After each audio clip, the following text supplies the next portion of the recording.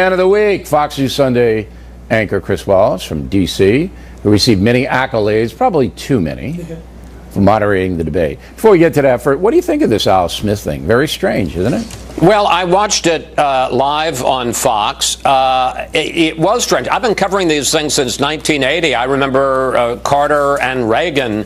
And as you say, there's some ribbing, and maybe there's a little bit of an edge to it, but it stays within some bounds. The only thing I disagree with your talking point is that I thought that while they both went a little too far, I thought Trump went way too far. His comments about she's corrupt and she got fired from the Watergate committee and that she's lying because she's pretending she doesn't hate Catholics, that was really in bad taste. Clinton, maybe a little bit tough, but just up to the line. As far as Trump is concerned, he stomped all over the line and went into the next county. Okay, I disagree a little, not vehemently. Hillary Clinton's speech was not well received by a friendly audience. That audience was friendly to her. It was not a well-received speech at all. You can get a lot of laughs, didn't deliver it well, wasn't looking like she was having a fun time. You're right, the hate Catholic thing, that was bad. And they openly booed him, Bill. And they booed her we're talking about a charity dinner, and they were No, they booing. booed him. They booed him, no doubt about it, and they were heckling him and yelling at him. But they booed her, too, on 2 occasions. And again, it was a very friendly, pro-Hillary crowd. But the degree on which both of them exercised poor judgment, I think, is disturbing. Do you disagree with that? No, I completely agree. And you know, and maybe to a certain degree, I was more shocked by Trump because he went first, and this was so far beyond the bounds. I mean, the clips you played of Romney and Obama from 4 years ago, that's the kind of ribbing you get at this dinner. Right. And you know, look, people say, what difference does it make? It's a dinner. They all look foolish in their white ties. But the fact is, it's part of the glue that holds the country together. Yeah, we fight on the issues, but, you know, there's more that unites than divides us, and you sure didn't feel that last night. There isn't, not anymore. There's not more that unites us and divides us anymore. And whoever wins this election is going to go in as the most unpopular president-elect in history of this country. In the history, even more unpopular than Andrew Johnson after he took over for Abraham Lincoln and was assassinated. All right, let's get to Las Vegas. I'm more interested in what you saw behind the scenes and the tempo of it. My posture, as I just said, is that they hate each other, Clinton and Trump. You picked that up?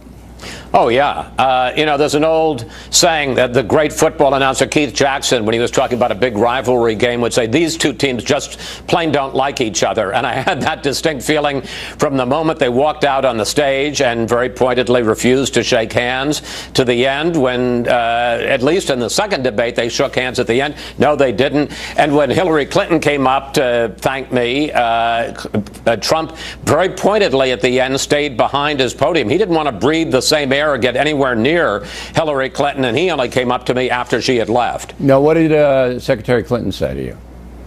Well, it was funny. She said two things. First of all, thank you. Very pleasant.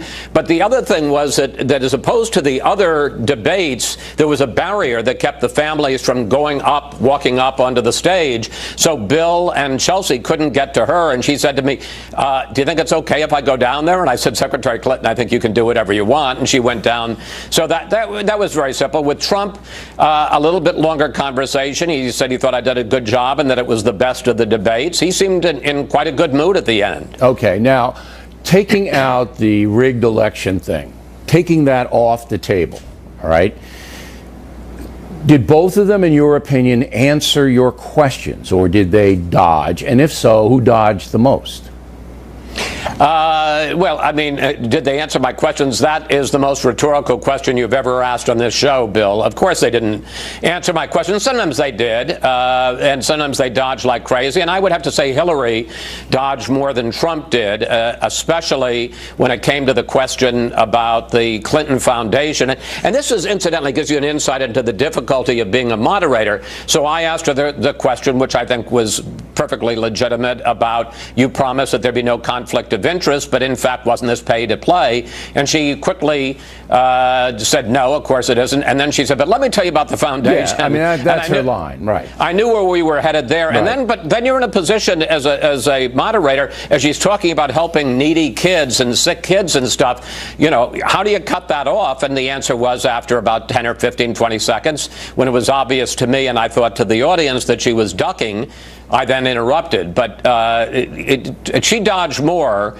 Sometimes he just didn't answer the question, but I don't think he was dodging. Okay, I'm going to give Chris 2 more minutes than originally scheduled because I have more questions for him.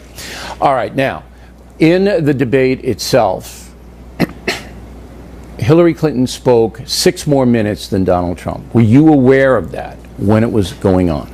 No. They had said to me, the debate commission, that they'd let me know.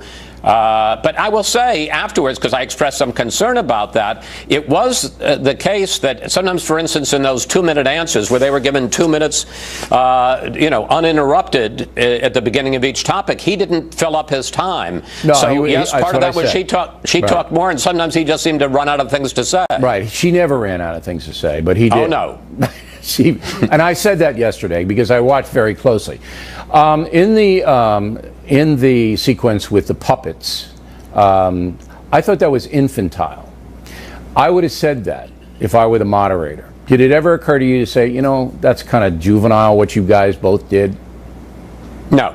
Look, one of the things I'll say is I had prepared very, very, as anybody would, in depth. I had my questions. I honed my questions. I was rewriting them on Wednesday. I had cheat sheets of little facts, so that I'd be able to back up anything that I asked.